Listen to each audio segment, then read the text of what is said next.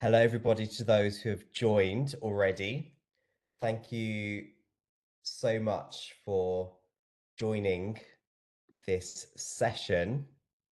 It's a good morning from the UK, and it's a good evening for those in Asia.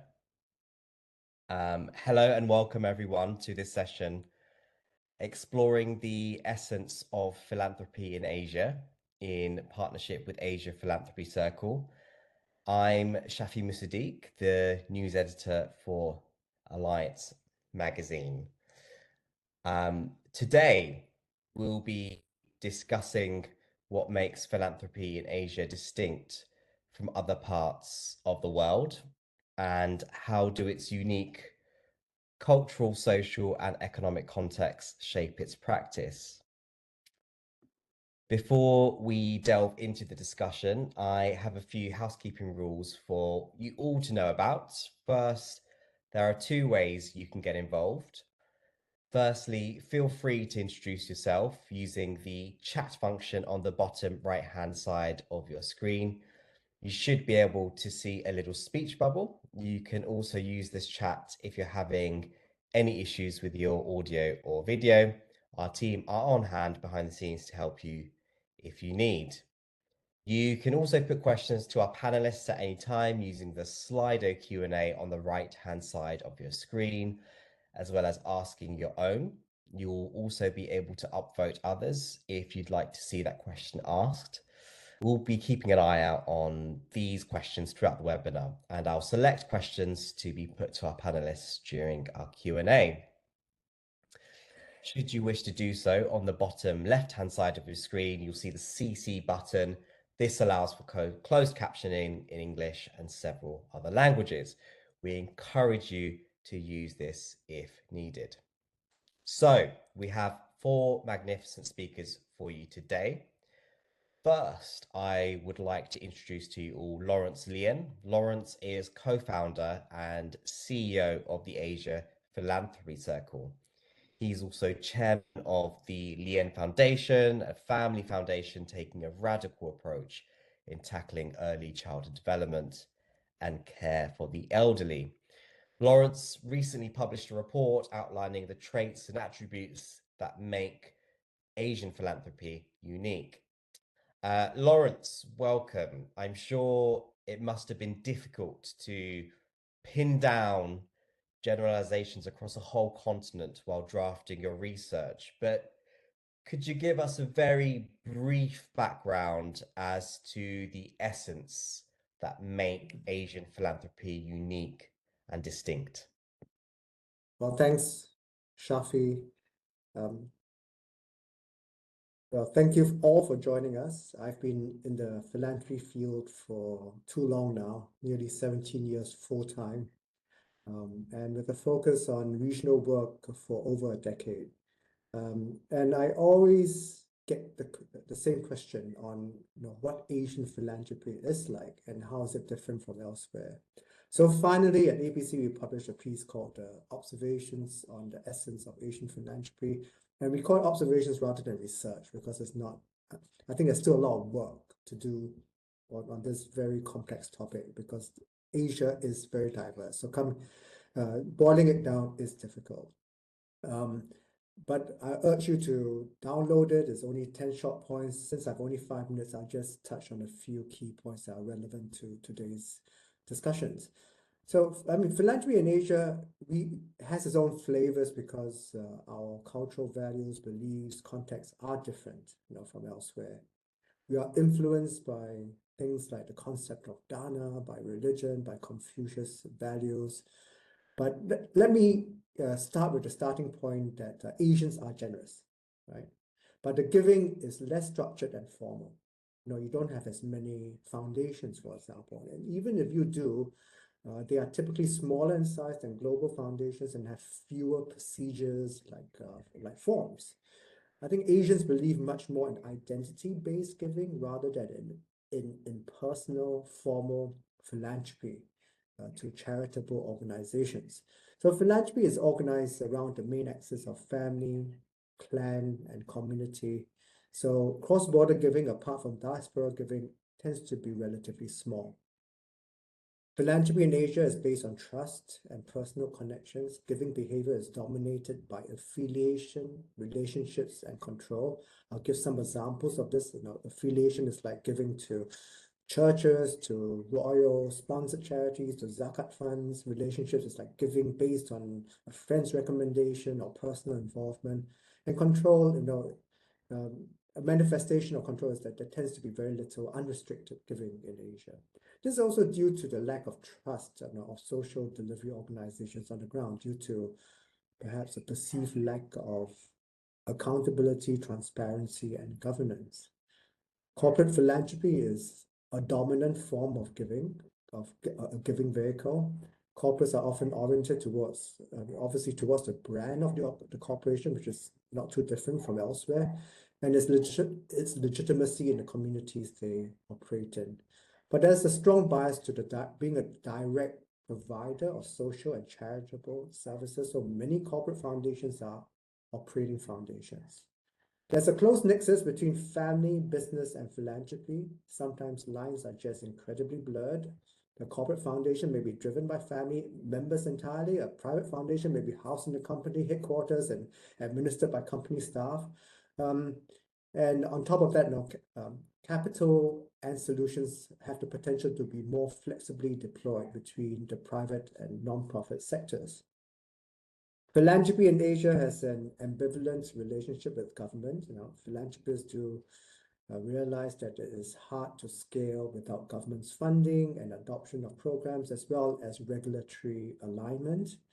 However, many are also quite reluctant to work with government because of perceptions of unfriendliness and corruption and so on. So many also play it safe to avoid antagonizing the government and putting their business and philanthropic interests at risk. So philanthropy tends to seek a complementary role as a collaborator rather than as a competitor to enhance the government's own role within a diverse society. But things are changing. I think the new generation of philanthropists are more interested in impact. They are more socially conscious, have a more global outlook on philanthropy, seek to contribute their skills and resources, are impatient for results, and are incorporating more innovative investment models and financial tools. They're also more collaborative, leveraging on each other's knowledge and resources. That's why we set up the Asia Philanthropy Circle as a platform for exchange and collaboration.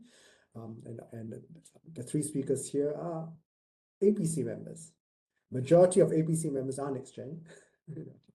I know not Dominic, but many are. And that's because, not to say that the first generation can't be collaborative, but well, I think the next generation are even more collaborative. As a philanthropist, I have an optimism bias. I strongly believe that Asian philanthropy is on the path to become bigger and better. I think my only frustration is that it needs to be sooner. I think people just put philanthropy off too long. So I do invite all of you to work together with us to create change and to be change agents in Asia. Thank you very much. Back to you, Shafi. Thank you, Laurence. That's a great overarching overview of some of the characteristics of Asian philanthropy. And our panelists today have such a wide variety across all the spectrums that Laurence has mentioned. Our next speaker, who I'll introduce, is Belinda Tanoto. She's a member of the Board of Trustees at her family foundation, the Tanoto Foundation. Belinda also leads the formation of the foundation's key objectives and strategies. Belinda, family philanthropy plays a uniquely key role in Asia, as Laurence briefly mentioned. And within that structure, there are values of kinship, clan, striving for your ancestors. Even future generations are considered as family in a way that the West rarely speaks about. Could you tell us a bit more about this blending of family philanthropy with some of the deep-rooted traditional values that are distinct to Asia? Sure. Thank you, Shavi, for having me. Maybe I'll start by sharing my parents' story, then that that'll help you understand where I'm coming from. My parents never graduated from high school, not because they didn't want to, but because they couldn't. They grew up in very rural parts of Indonesia. Fast forward 40 years, when they built their first factory, it was in the middle of nowhere in Sumatra. They realized that the children around the factory were still not getting access to good quality education. So they built a school next to the factory. And what started as a one school investment subsequently evolved to become Tanoto Foundation, a cradle to career, multi-year, we're an impact first foundation. I think going back to your question, I'm a next gen. I'm a second generation philanthropist, and most Asian foundations and philanthropists are part of a family business ecosystems. Family values play a big part in holding the family together. For us, we see philanthropy as a way to pass on family values from one generation to the next, which is quite different, I think, from philanthropy in the Western context. One story that I like to share is I still remember when I was young, on every birthday, instead of throwing me a big party, my parents would bring me to the orphanage to share my toys and my books.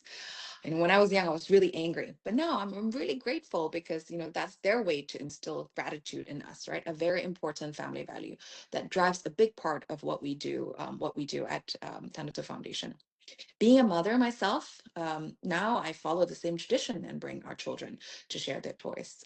And we also ask our scholars and our beneficiaries, the thousands of teachers and university students in our ecosystem to embrace the same value by paying it forward and giving back to their community in whatever way they can. The other unique part about philanthropy in Asia is many families see philanthropy and giving back as the glue that holds a family together. So in 2017, in celebration of our business turning 60, my parents created an endowment fund for the foundation that would allow it to continue to invest for the long term. And that year also marked our transition to becoming an impact first foundation, sort of going back to Laurence's point about the next generation being more interested in strategic philanthropy. And also because the toolkit of philanthropy has evolved a lot in the last 10 years, let's say.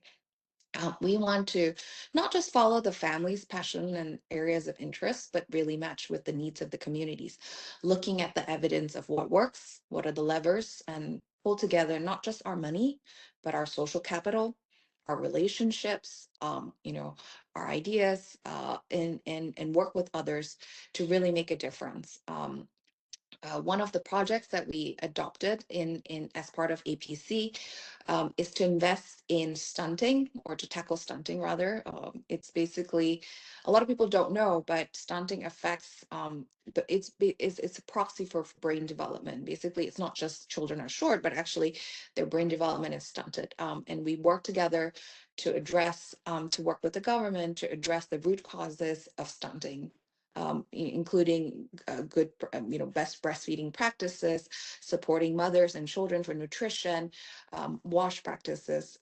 So we're very happy to be part of APC, and we're very happy to be part of this next generation wave of philanthropists, to be looking at the evidence and to really make long-term investments in things that are catalytic.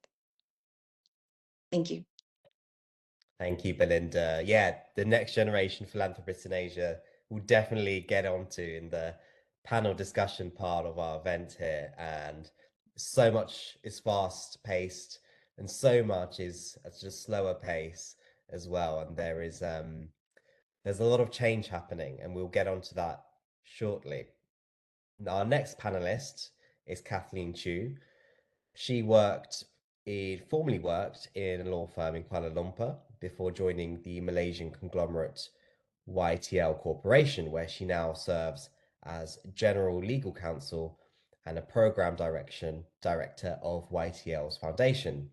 Among her many other roles, she's the chairperson of the Christian organization Alpha Malaysia. Kathleen, welcome. As Laurence report mentions, corporate philanthropy is the dominant player in Asia. Religious giving is also cited as a prime driver of philanthropy across the region. I'm wondering whether you could illuminate how and where these two dominant influences come together, and how is this blend potentially reshaping Asian philanthropy?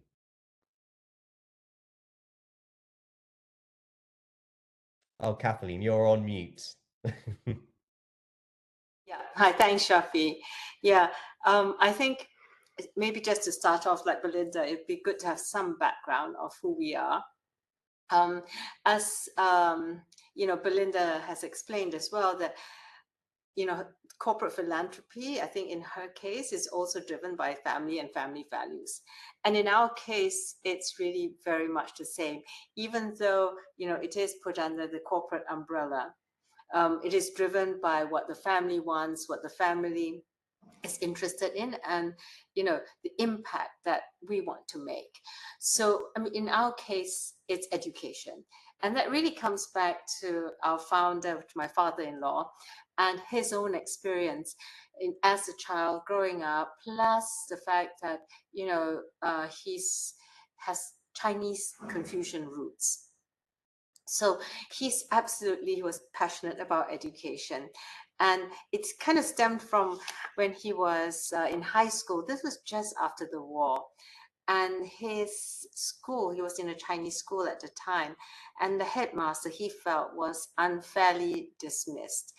And he led a group of students to protest. He actually apparently hired a bus and came up to Kuala Lumpur, you know, held a press conference. So it was quite a big thing in back in the day. But anyway, so this group of students left and with the headmaster started a school. And they struggled because they didn't have premises. They were in a disused warehouse. They had to go around, you know, family to family, raising money to build up this school. And, you know, over the years, it has become like tremendously successful. It's probably one of the best Chinese schools in Malaysia now, and funded really mostly through private philanthropy. So in Malaysia, we have a system where it's the government schools, but also there's a private education track, and Chinese schools in the secondary tend to be private. And so that was what he was really passionate about. He supported his school, he supported other educational initiatives. And then he married my mother-in-law. My mother-in-law was a teacher. And so the both of them then, you know, really invested in schools and in giving scholarships. He was passionate about giving scholarships because he felt that was really the way that you could change a person's trajectory in life. As Belinda said, you know, in Asia back in the day, a lot of people didn't get tertiary education, and neither did my father-in-law. And so he was determined that he would be able to give his next generation plus other people that opportunity. But you know, together with that, we're a Christian family. So you know, whilst we have that the Chinese Confucian root, we also have, you know, the Christian values, the Christian ethos that is very much infused into what we do. And so education really was a good way that, you know, you could bring both of this together. I think it's easy to understand education from both a faith base as well as you know, just even corporate philanthropy. And you know, I think in Malaysia, corporate education is the biggest recipient of corporate philanthropy. So that's how, you know, we've kind of come together. And in Asia, I think Malaysia, a lot of the best schools in the past were founded by missionaries. You know, they produced our leaders, prime ministers. And so over the years, we've really invested in helping mission schools. And one of the things that I personally felt, being, you know, growing up in a mission school as well, was why these schools were so special was that there was this huge emphasis on values and character building. And you know, what the distinction between the normal government school and why these schools are so successful is because the emphasis was really character first, and even the academics would just follow if the character was right. And we support this, and we support leadership, moral leadership, I think in particular. And you know, I think the other thing I've noticed is that people in in Asia are just so much more open about their faith being the driver of their philanthropy. You know, it's not something that you're embarrassed about. It's something that is accepted, I think, in the community. And people generally accept that, you know, faith-based giving can do a lot of good. And it doesn't really matter whether it's Christianity, Buddhism, Hinduism, Islam. You know, I think people believe in Asia that these values and these beliefs contribute to our common humanity. So, I mean, Laurence, I think in his introduction touched on the difference between how philanthropy is organized in the East and the West. And here, it's much more personalized and community-based rather than institutionalized. And so if one has a strong faith, that just becomes part of the equation. It's not put to one side. You're not embarrassed about it. You're not apologetic about it. I think, you know, faith drives us and faith drives our philanthropy. And it doesn't really matter whether you then house that in a corporate vehicle and call that corporate philanthropy. I think very much the essence of what the founders want to do, whether it's based on their faith and values, will really come through. So that's, you know, just my take on how faith and corporate has come together in Asia. Thank you, Kathleen. Really illuminating. And we'll touch on, I think faith-based philanthropy is definitely a huge distinction from other parts of the world. And we'll touch on that in our panel discussion, hopefully. Thank you so much, Kathleen. Our final panelist for today to give his individual thoughts is Dominic Scriven. Dominic, as you can see, is currently in rural Cambodia. So hopefully your line will be good for us, Dominic. Dominic has extensive experience of Asian philanthropy. After spells in London and Hong Kong, he spearheads Dragon Capital, Vietnam's largest private asset manager. Dominic's interests include promotion of good governance and sustainability. Dominic, thanks for joining us. There is a growing trend towards more dialogue between governments and philanthropy in Asia. I'm wondering if you could give us some successful examples of where this is happening, and also perhaps touch on why and how this dialogue should extend to academia and NGOs. Great. Thank you very much, Shafi, and good day to all of your listeners and watchers. As Laurence said, I'm first generation, so I don't have a great body of knowledge and experience to draw from, and it's been mostly learning as I go along. I've been living in Vietnam for over 30 years, and been part of that country's change. Of course, Vietnam's come from, you know, very straitened circumstances, and it also doesn't have a great established tradition and a great deal of confidence, and also that word that Laurence used, trust. So what I've found is that a sort of spoke approach, engaging in different areas, is a successful way of both balancing your risk and of reaching all possible corners. And as you say, yes, that starts with academia and it moves through advocacy. It touches on business and investment, and as both Kathleen and Belinda said, you know, there's links between family and business and foundation as well.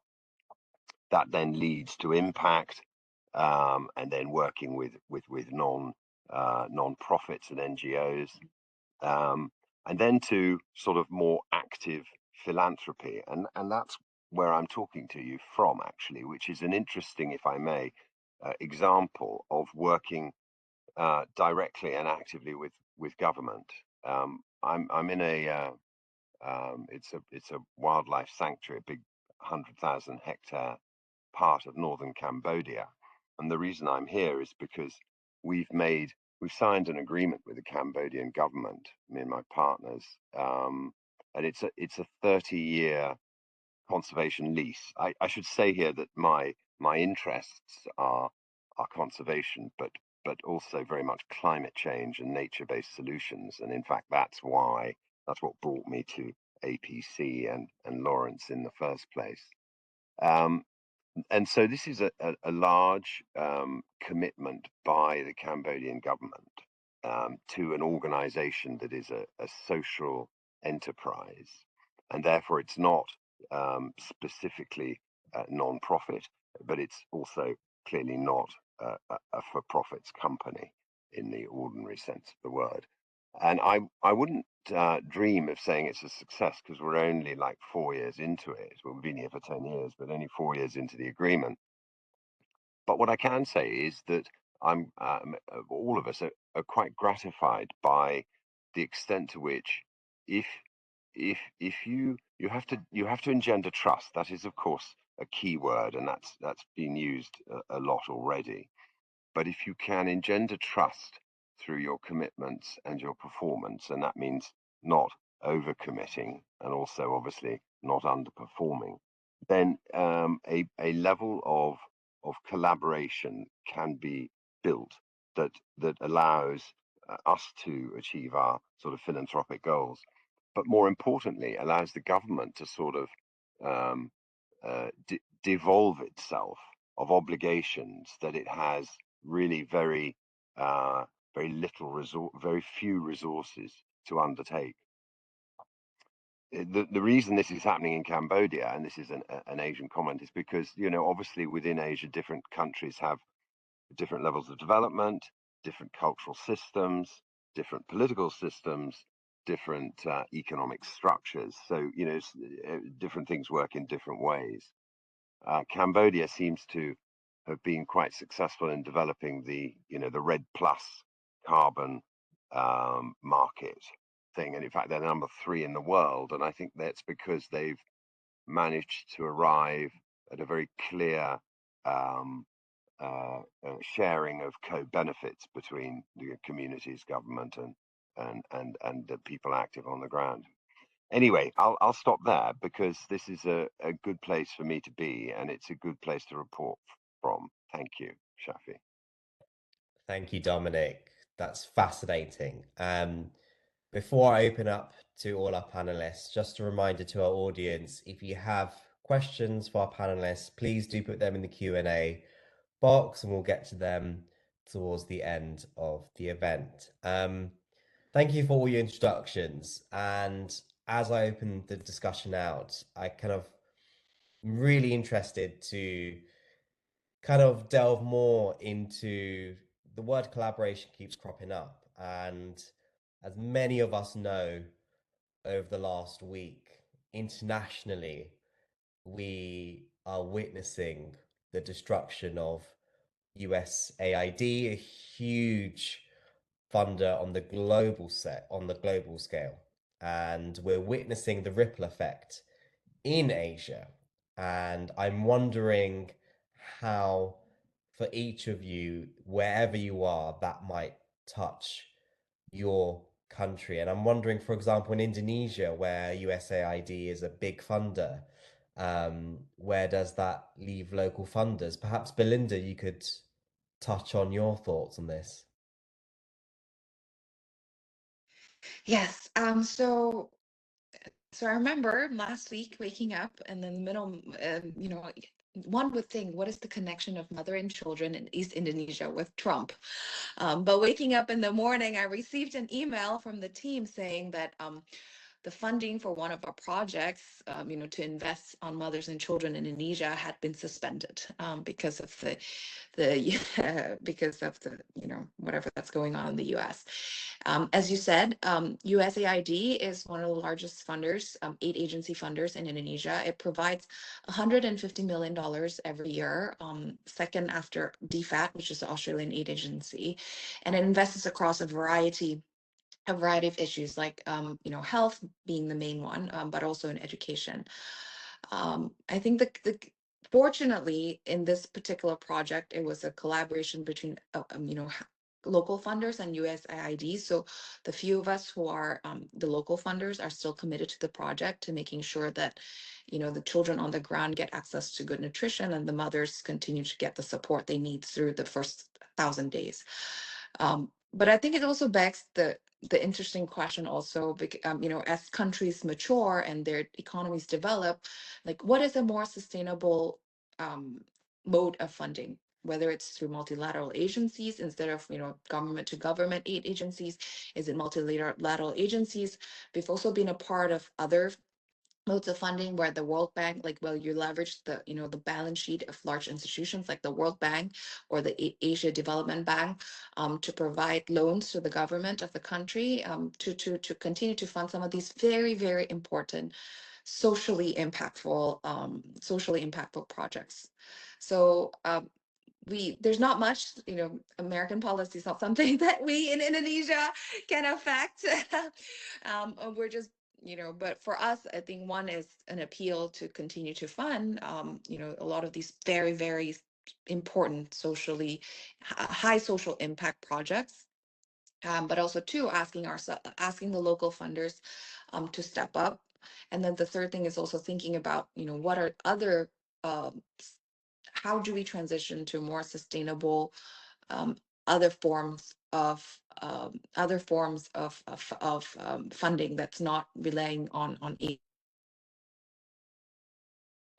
Yeah, I'm wondering if there's been a similar impact in Malaysia, Kathleen, and where for such a huge funder, where can the gaps be filled?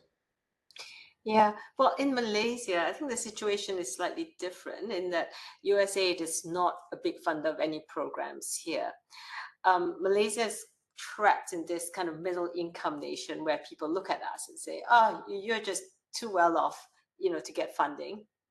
And yet we're not well off enough, you know, to solve our own problems. And we still need to rely on some, you know, especially private foundations, I think, more than, you know, aid agencies.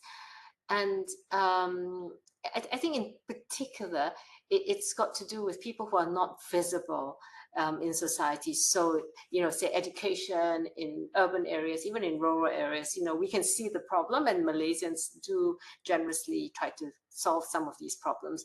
But then we have Sabah and Sarawak in East Malaysia, the big indigenous populations inside, not really visible to most of city dwellers. And then even on this side of Malaysia, in the peninsula, right in the highlands, you have a lot of indigenous tribes. And so their issues are education, access to livelihoods, you know, and climate change, you know, and how that affects deforestation. And then a lot of this type of funding seems to come from private foundations from outside Malaysia. So while initially, I mean, when this thing was announced, I mean, I thought, you know, how can it affect Malaysia anyway, right? Because the US doesn't fund us.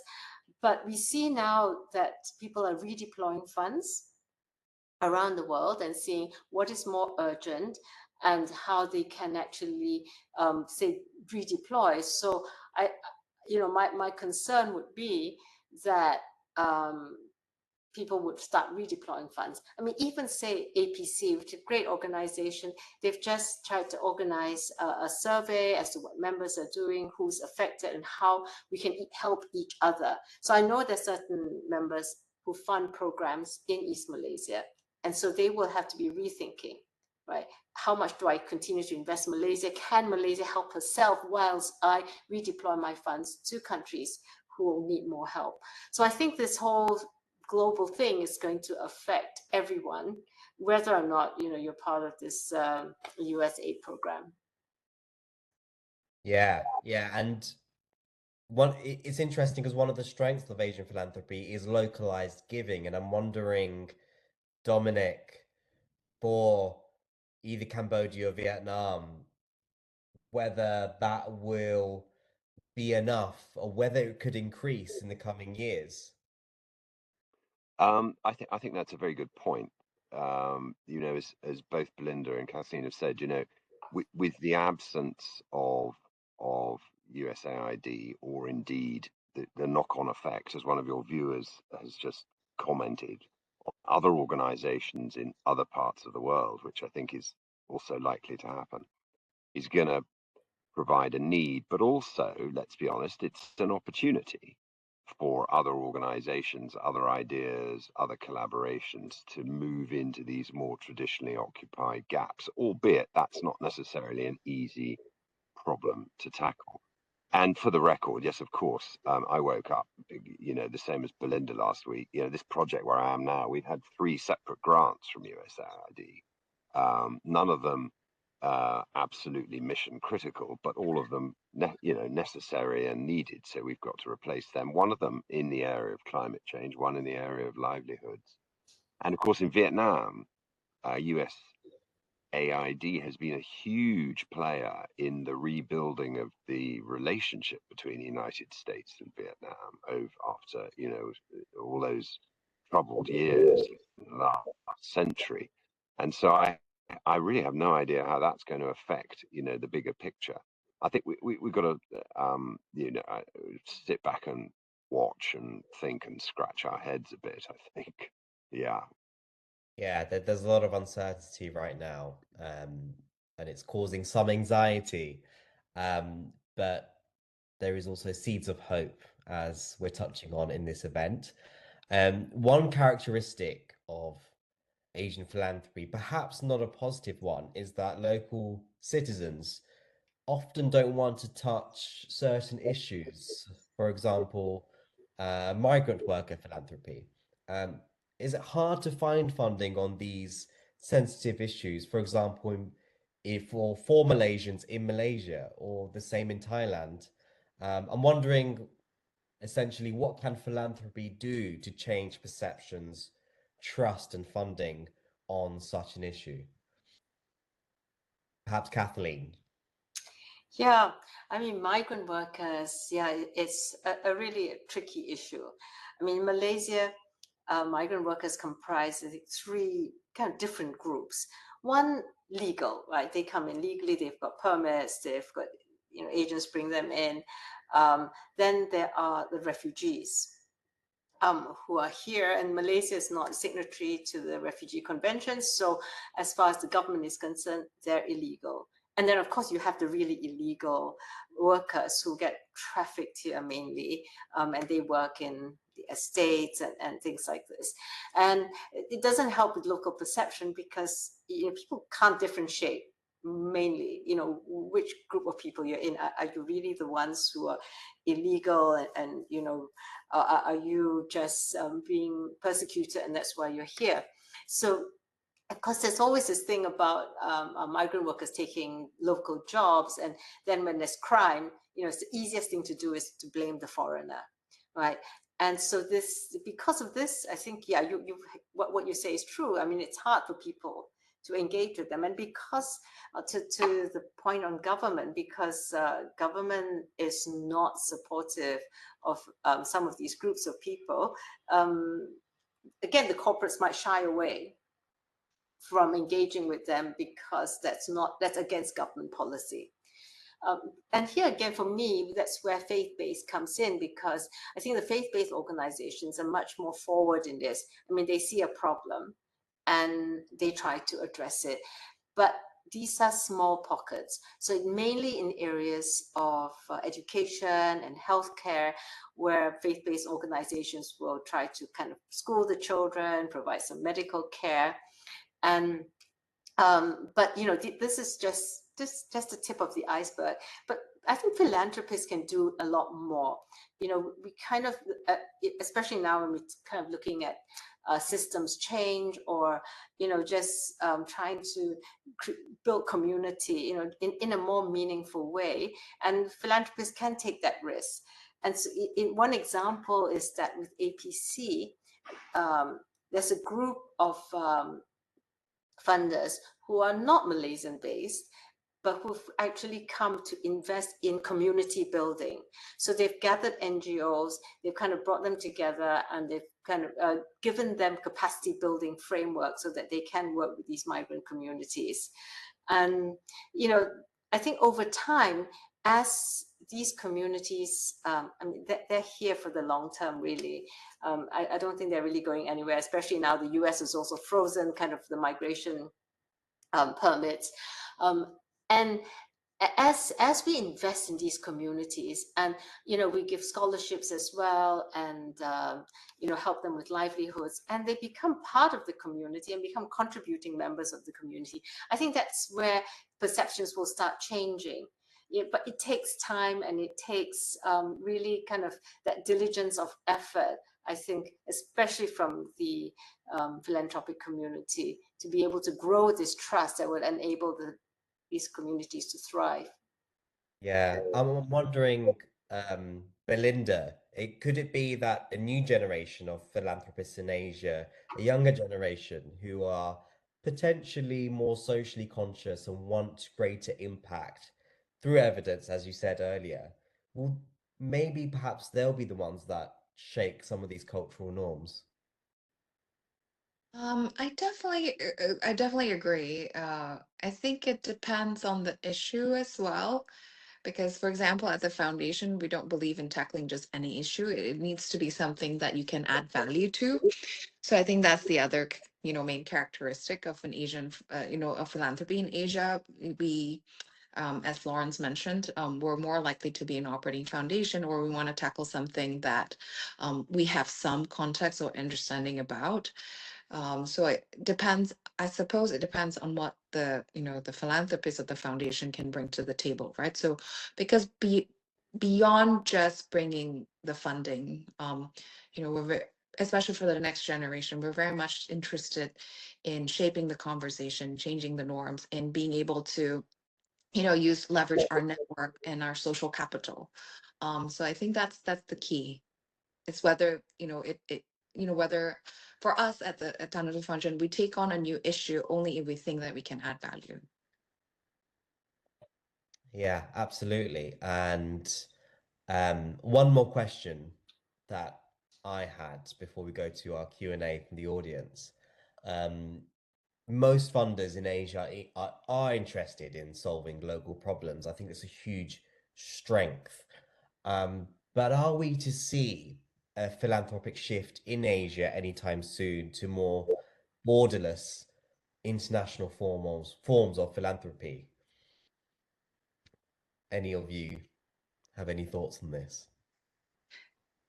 Can I take a stab? Because I actually have pretty Yeah, strong views on this. please. For, just going back to my point. So our foundation operates in 4 countries, but it mirrors where the family has presence, right? So Indonesia, Singapore, China, and Brazil. And that's because we believe that, that we're not just giving dollars, but also, leveraging our capital, leveraging our social capital. And what does that mean? You know, when we work with the government, it's piggybacking on having worked with the government, for example, the Indonesian government for 20, 30 years. Same thing in China. So we understand how to engage the government in a certain way versus going to a new country where we have no context whatsoever. So I think that's I would say that it's it may be seen as a weakness from a Western context, but actually from an Asian context, it's almost like our strength because that allows us to be an ink link, what we call an ink link by working with the government and supercharging their programs. For example, when Indonesia, when the previous Indonesian president decided to tackle stunting, they created a technical assistance committee and started inviting a few of the philanthropists and foundations onto the committee. I mean, something like that would not be, involving private foundations in such a way would not be unheard. It will be unheard of. So I think it's this openness to engage private foundations, is this understanding of the local context. I think is a very big plus for Asian foundations. Thanks, Belinda. Yeah, there's a lot of questions in the Q&A actually on this particular issue, and I'll touch on one of them now. This one's from James Banks. Thank you for your question, James. James asks, he says, great insights into the approaches taken with Asian philanthropy. Many thanks to you all. given the many challenges we all face globally. He asks, how do the panelists feel these distinctive qualities could help or hinder philanthropic collaboration on a global level to tackle the issues we face? I hope that makes sense. Kathleen, do you want to try answer this one? How do we collaborate on a global scale? Is it right between kind of the Asians and the West? I think, you know, when we talk about impact first, and if that's what we focused on, it makes it much easier. And it's say, you know, we try to do work with the refugees, and so the refugee issue is not a Malaysian issue. It just happens to be in our backyard, and we have to deal with it. But solutions that we find sometimes can scale. So one project that we're working on is how to train teachers to you know, with the right pedagogy to deal with refugee communities. So here is because refugees are not given the right to education in our local schools, and communities form these little kind of informal schools. The teachers are volunteers. So we have worked with the University of Birmingham to actually give them that basic teaching qualification. But, you know, it's the same issue I think you will see where there are refugee communities around the world. And so I think that's, you know, is it possible that when we have the same issues and we're looking at, you know, solutions that probably can scale, that collaboration will be possible and we can learn from each other. Yeah, Dominic, do you want to add your thoughts here? I'm not sure I've got any great brilliance to throw in this one, Shafi, but it's a very good question. It's a very good question. I guess to me it looks like, you know, in the ever increasingly connected world, notwithstanding, you know, moves in the other direction, it seems to me that ideas that are proven to work in one context can very easily move to work in another context. And I sort of get the feeling that in this generation, maybe it's, you know, this second or third generation, or maybe even the future generation, rather than the last generation, that the ability to accept new ideas and to share new ideas is much harder, and to communicate, to the physical logistics of communication is much easier. So for me, it's around ideas that work, and then making sure that other people understand, or that we understand what ideas work elsewhere. Yeah, on ideas, one question that has been sent to us is from Summer. Thank you, Summer. Summer says, a follow-up question, since we are discussing the fallout of USAID.